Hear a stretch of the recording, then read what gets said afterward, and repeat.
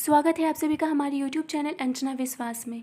Friends, जैसा कि आप सभी को पता है कि हमारे चैनल पर अभी एनसीईआरटी की सीरीज़ चल रही है और इस सीरीज़ के अंतर्गत हमने क्लास 6 की history, geography, polity and science को कंप्लीट भी कर लिया है। तो फ्रेंड्स, अगर आपने अभी तक उन वीडियोज़ को नहीं देखा है तो आप हमारे चैनल की प्लेलिस्ट में जाकर के उन वीडियोज़ को देख सकते हैं। और अब हम कवर करने वाले हैं क्लास 7 की बुक ज्योग्राफी को, जिसका हम लोग इस वीडियो में चैप्टर 1 पढ़ेंगे, जिसका नाम है पर्यावरण। और फ्रेंड्स, यकीन मानिए ये वीडियो थोड़ी लंबी ज़रूर होगी, लेकिन आपके सारे कॉन्सेप्ट बिल्कुल अच्छे से क्लियर हो जाएंगे।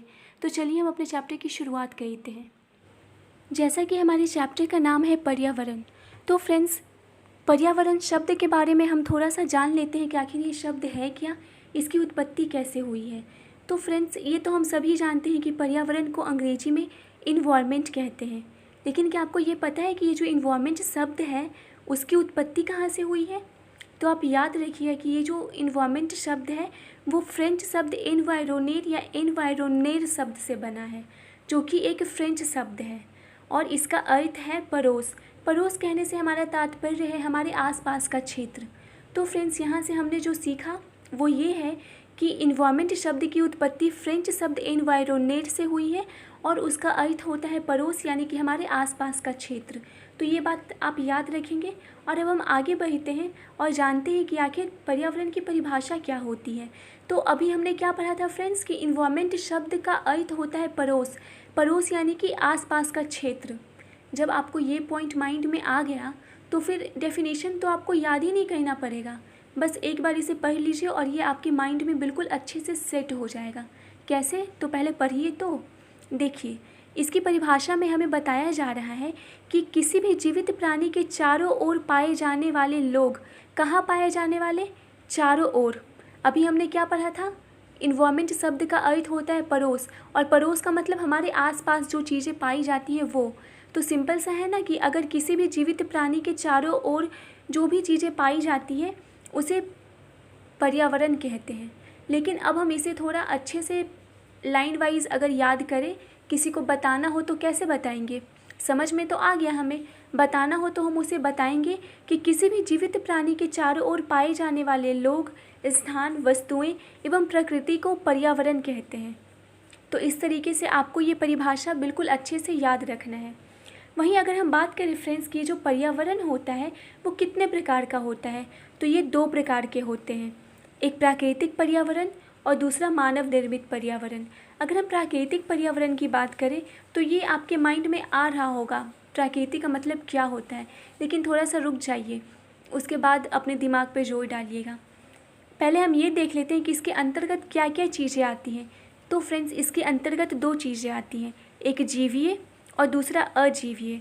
जीवीय का मतलब होता है सजीव प्राणियों का संसार, यानी कि सजीव प्राणियों के संसार को हम क्या कहते हैं? जीवीय कहते हैं। और एक शब्द है अजीवीय, तो इसका अर्थ क्या होगा? निर्जीव पदार्थों का संसार। यानी कि जब सजीवों के संसार की बात आएगी तो वहाँ पे हम जीवीय की बात करेंगे, और अगर निर्जीव पदार्थों की बात आएगी तो हम लोग अजीवीय बात करेंगे। और इनके एग्जाम्पल्स तो आपको पता चल ही रहे होंगे। सजीव प्राणियों के संसार के एग्जाम्पल पेड़, पौधे, जानवर, इंसान, इन्हीं में तो ज़िंदगी होती है। वो सभी चीज़ें जिसमें लाइफ होता है वो क्या कहलाते हैं? सजीव कहलाते हैं। तो जीवीय के अंतर्गत जो एग्जाम्पल्स होंगे वो पेड़, पौधे, जानवर, इंसान, ये सब होंगे। और अजीवीय के अंतर्गत उसके एग्जाम्पल्स में आएंगे मिट्टी, भूमि, हवा, पानी। तो इस तरीके से हमने प्राकृतिक पर्यावरण के बारे में जान लिया।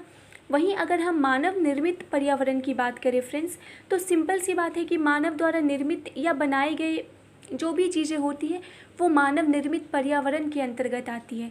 अगर हम इसके एग्जाम्पल की बात करें तो पार्क, बिल्डिंग, रोड, ये सब किसके एग्जाम्पल्स हैं?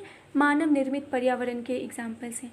तो इस तरीके से आपको पर्यावरण की परिभाषा और इसके जो 2 पार्ट्स हैं वो आपको याद रखना है।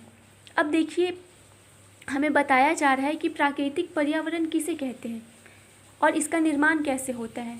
तो देखिए, भूमि, जल, वायु, पेड़, पौधे एवं जीव जंतु मिलकर प्राकृतिक पर्यावरण बनाते हैं। जब ये सभी चीज़ें आपस में मिल जाते हैं तो फिर किसका फॉर्मेशन होता है? प्राकृतिक पर्यावरण का। तो ये चीज़ें भी साफ़ हो गई।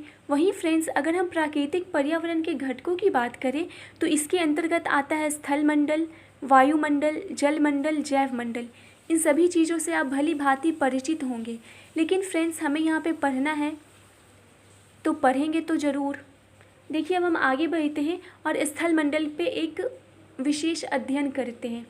अगर बात की जाए स्थल मंडल की तो पृथ्वी की जो ठोस परपटी होती है या फिर जिसे हम कठोर ऊपरी परत कहते हैं वो क्या कहलाता है? स्थल मंडल कहलाता है। और ये किन चीज़ों से निर्मित होता है? तो चट्टानों और खनिजों से निर्मित है और ये मिट्टी की पतली परत से ढका हुआ भी है। वहीं अगर हम बात करें कि ये किस चीज़ का स्रोत है, हमें इससे क्या प्राप्त होता है, तो इससे हमें बहुत सारे खनिज संपदाओं की प्राप्ति होती है। हमें जिन खनिजों की प्राप्ति होती है वो कहाँ से होती है? तो इसी स्थल मंडल से तो होती है। अगर हम बात करें फ्रेंड्स पर्वत, पठार, मैदान, घाटी, इन सब चीज़ों की, तो ये सब स्थलाकृतियाँ हैं। स्थलाकृतियाँ का मतलब स्थल पर जो जो विभिन्न आकृतियाँ पाई जाती है उसे हम लोग स्थलाकृतियाँ कहते हैं। अब देखिए क्या कहा जा रहा है। अब आपको बताया जा रहा है कि जो स्थल मंडल है वो पहाड़, पर्वत, मैदान, घाटी आदि जैसी विभिन्न स्थलाकृतियों वाला विषम धरातल है। कैसा धरातल है? विषम धरातल है, क्योंकि इसमें विभिन्न तरह की स्थलाकृतियाँ पाई जाती है। स्थलाकृतियाँ महाद्वीपों के अलावा महासागर की सतह पर भी उपस्थित होती है। ऐसा नहीं है कि महासागर जो होता है वहाँ पर स्थल मंडल नहीं होता, वहाँ पे भी ये स्थलाकृतियाँ मौजूद होती हैं, क्योंकि स्थल मंडल वहाँ पे है तो वहाँ पे भी तो स्थलाकृतियाँ मौजूद होंगी।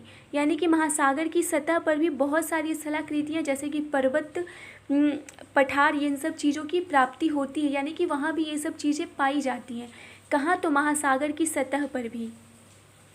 वहीं फ्रेंड्स अगर हम सिंपली बात करें स्थल मंडल की, तो हम कह सकते हैं कि वह क्षेत्र जो हमें वन, कृषि एवं मानव बस्तियों के लिए भूमि, पशुओं के चरने के लिए घास स्थल प्रदान करता है वो क्या कहलाता है? स्थल मंडल कहलाता है।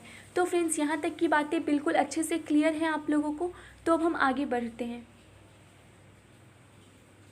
अब हम बात करेंगे जलमंडल की। जलमंडल का सिंपल सा अर्थ है जल का क्षेत्र, यानी कि वे सभी क्षेत्र जहाँ पे जल पाए जाते हैं, यानी कि जल स्रोत, वो सब क्या कहलाते हैं? जलमंडल। जल के विभिन्न स्रोत कौन कौन से हैं? तो नदी है, झील है, समुद्र है, महासागर है, और इन सभी चीज़ों से मिलकर किसका फॉर्मेशन होता है? तो जलमंडल। जब बहुत सारे जल स्रोत मिल जाते हैं तो वो किसका निर्माण कहते हैं? जलमंडल का निर्माण कहते हैं। और ये जो जल होता है फ्रेंड्स, ये सभी प्राणियों के लिए कितना आवश्यक है ये तो बताने की आवश्यकता है नहीं। अब हम आगे बढ़ते हैं और वायुमंडल के बारे में पढ़ते हैं। तो वायुमंडल जो है फ्रेंड्स वो पृथ्वी के चारों ओर फैली वायु की पतली परत है, उसे हम लोग वायुमंडल कहते हैं। और पृथ्वी का जो गुरुत्वाकर्षण बल होता है वो इसे चारों ओर थामे रखता है। यानी कि किसके चारों ओर? पृथ्वी के चारों ओर थामे रखता है। पृथ्वी का गुरुत्वाकर्षण बल इसे अपने चारों ओर थामे रखता है। यानी कि ये जो वायुमंडल होती है फ्रेंड्स वो किसके द्वारा बंधी होती है हमारी पृथ्वी से? तो वो पृथ्वी के गुरुत्वाकर्षण बल के द्वारा बंधी होती है। अत्यधिक गर्मी एवं हानिकारक किरणों से ये हमारी रक्षा करती है।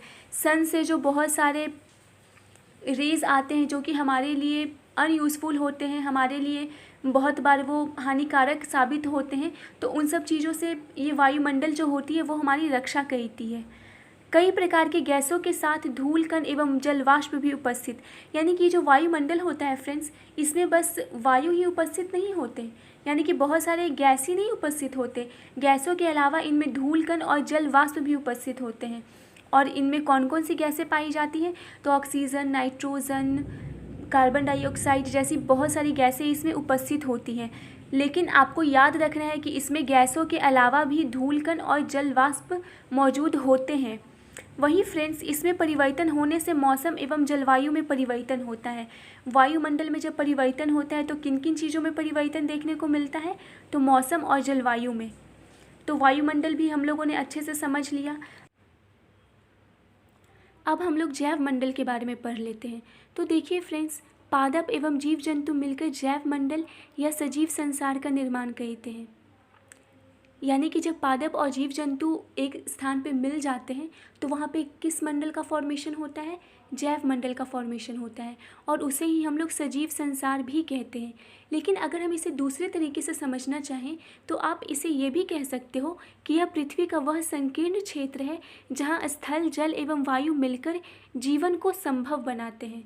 तो इस तरीके से आपको जैव मंडल के बारे में इतनी बातें याद रखनी है। अब हम आगे बढ़ते हैं और पारितंत्र के बारे में जान लेते हैं कि पारितंत्र क्या होता है। तो अगर हम इसकी परिभाषा की बात करें फ्रेंड्स, तो सिंपल से इसकी परिभाषा है वह तंत्र जिसमें समस्त जीवधारी आपस में मिलकर एक दूसरे के साथ तथा पर्यावरण की उन भौतिक एवं रासायनिक कारकों के साथ परस्पर क्रिया करते हैं जिसमें वे निवास करते हैं। यानी कि अगर मैं आपको इसका मतलब समझाऊं तो आप ऐसे समझ सकते हो फ्रेंड्स कि जीवधारियों का जो आपसी और अपने आसपास के पर्यावरण के बीच का जो संबंध होता है वो पारितंत्र का निर्माण करता है। हम ऐसा भी कह सकते हैं कि जहाँ पे अधिक वर्षा होता है, यानी कि अधिक वर्षा वाले वन, घास स्थल, रेगिस्तान, पर्वत, झील, नदी, महासागर या फिर छोटे से जो ताल होते हैं वो भी एक पारितंत्र हो सकता है। क्यों? क्योंकि वहाँ पर सभी के द्वारा एक दूसरे के साथ परस्पर क्रियाएं होती हैं, तो वो क्या होता है, पारितंत्र कहलाता है। वही फ्रेंड्स एक बात और इम्पॉर्टेंट है और वो ये है कि ये सब कैसे होता है। तो देखिए यह सब ऊर्जा और पदार्थ के स्थानांतरण द्वारा संबंध है। तो इतनी बातें आपको पारितंत्र के विषय में याद रखनी है। और पारितंत्र जो टॉपिक है ये आगे जा कर के भी हमें बहुत काम आएगा। तो ये पारितंत्र का बिल्कुल बेसिक पॉइंट है जो आपको हमेशा के लिए याद रखना है। अब कुछ बातें हैं फ्रेंड्स जो कि चैप्टर के साइड में दी हुई होती है और उसे अक्सर हम लोग स्किप कर देते हैं, महत्वपूर्ण नहीं समझते, लेकिन वो भी हमारे लिए इम्पॉर्टेंट होती है। देखिए हमें बताया जा रहा है कि विश्व पर्यावरण दिवस कब मनाया जाता है, तो 5 जून को मनाया जाता है। मुझे पता है आप में से मैक्सिमम लोगों को ये बात पता है। वहीं अब हमें बताया जा रहा है कि वस्तु विनिमय पद्धति क्या होती है। तो देखिए वह वस्तु की अदला बदली का व्यापार जिसमें धन का प्रयोग नहीं होता है, यानी कि वैसा व्यापार जिसमें वस्तु के बदले वस्तु दी जाती है, यानी कि हम उसकी ज़रूरत की वस्तु उसे देंगे और वो हमें हमारी ज़रूरत की वस्तु देगा, उसमें धन का प्रयोग नहीं होगा। तो उसे हम लोग क्या कहते हैं, वस्तु विनिमय पद्धति कहते हैं। तो सिंपली आप याद रखेंगे कि वह वस्तु की अदला बदली का व्यापार जिसमें धन का प्रयोग नहीं होता है उसे हम लोग वस्तु विनिमय पद्धति कहते हैं। तो आइए फ्रेंड्स अब हम लोग आगे बढ़ते हैं और मानवीय पर्यावरण के बारे में थोड़ी बहुत चर्चा कर लेते हैं। तो देखिए सिंपल सी बात है, जैसा हमने पहले भी पढ़ा था कि मानव एवं मानव निर्मित चीज़ें जैसे सड़कें, बिल्डिंग आदि से संबंधित, यानी कि ये मानव निर्मित वस्तुओं से संबंधित है और इसे ही हम लोग मानवीय पर्यावरण कहते हैं। यह सामाजिक, आर्थिक, राजनीतिक पर्यावरण होता है जिसमें कि मानव रहता है। हम लोग क्या रहते हैं, समाज में ही रहते हैं। तो वो कैसा, एक सामाजिक पर्यावरण हो गया, आर्थिक, राजनीतिक पर्यावरण। तो ये सब किन से संबंधित है, मानव से संबंधित है। और ये सब किस पर्यावरण का निर्माण करते हैं, तो मानवीय पर्यावरण का निर्माण करते हैं। यह प्राकृतिक पर्यावरण से प्रभावित होते हैं। सही बात है, हम लोग प्रभावित होते हैं ना। अगर ठंड का मौसम आ जाए, गर्मी का मौसम आ जाए तो हम लोग मौसम के अनुकूल अपना जीवन यापन करने लगते हैं। तो हुआ ना कि हम प्राकृतिक पर्यावरण से प्रभावित होते हैं। साथ ही वृक्ष कटाई, प्रदूषण आदि के द्वारा हम पर्यावरण में परिवर्तन भी करते हैं कि नहीं। अब जैसे हम लोग रोड पे बहुत सारे कार चलाते हैं, बाइक चलाते हैं, तो उससे क्या होता है, गंदे गंदे धुएं निकलते हैं जिससे कि हमारा वातावरण दूषित होता है। तो हम उसे में परिवर्तन ला रहे हैं ना, कि वो शुद्ध था, अब हम लोग उसे अशुद्ध कर रहे हैं। हम लोग वृक्षों की कटाई कर रहे हैं। इससे क्या हो रहा है, हमारे पर्यावरण पर नकारात्मक प्रभाव पड़ रहा है। हम चाहें तो अच्छी अच्छी चीज़ें भी कर सकते हैं, जैसे कि बहुत सारे वृक्ष लगाएं, अधिक धुआं ना छोड़े वातावरण में। तो इस तरीके से हम लोग नकारात्मक तौर से या सकारात्मक तौर से हम भी पर्यावरण में परिवर्तन लाते हैं। लेकिन वर्तमान दौर में हम लोग पर्यावरण के लिए कुछ भी सकारात्मक नहीं कर रहे हैं। हम लोग सब कुछ नकारात्मक ही कर रहे हैं, जिस पे कि हमें लगाम लगाना होगा, क्योंकि ये हमारे जीवन के अनुकूल नहीं है। तो फ्रेंड्स इस तरीके से हमारे ये चैप्टर यहीं पे समाप्त होता है। उम्मीद है आपको ये चैप्टर बहुत ही अच्छे से समझ में आ गया होगा। अगर आपको ये वीडियो अच्छा लगा हो तो आप हमारे चैनल को लाइक, शेयर एंड सब्सक्राइब करना बिल्कुल भी ना भूलें। धन्यवाद।